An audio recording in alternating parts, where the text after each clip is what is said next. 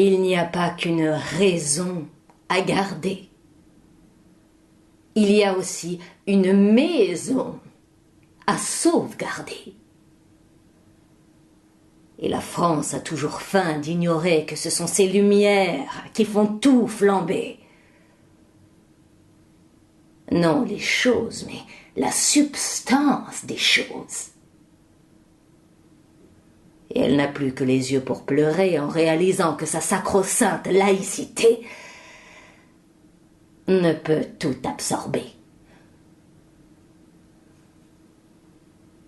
Et on dirait, mais je ne le dirai pas, que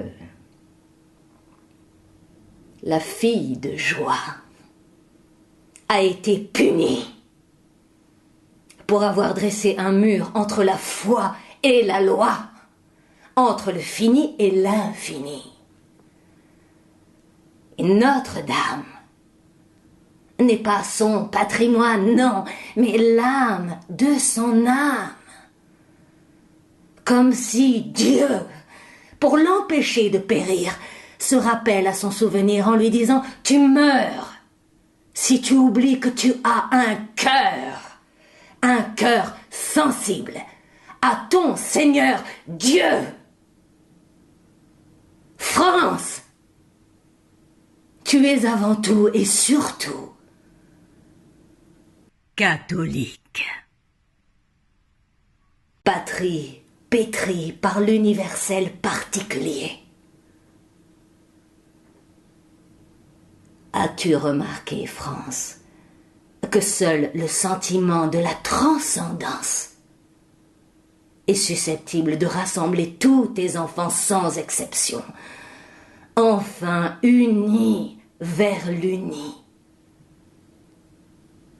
comme dit la chanson.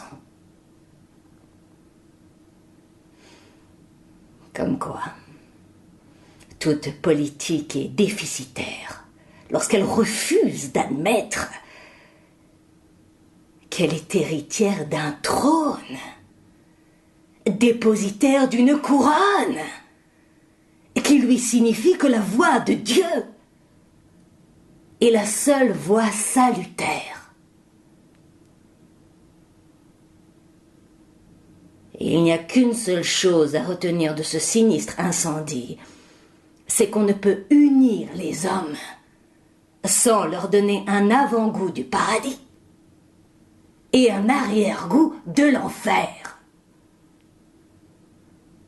Et que toute politique est vouée à l'échec quand elle ne comporte pas une part de mystique. J'ai entendu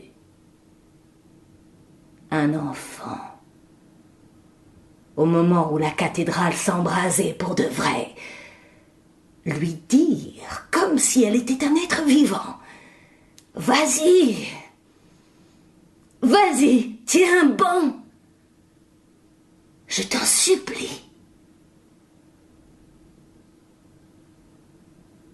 Et c'est ce cri, cette prière accomplie par les fidèles comme par les infidèles, qui a sauvé Notre-Dame des Flammes. Alors j'insiste, rappelez-vous seulement que Dieu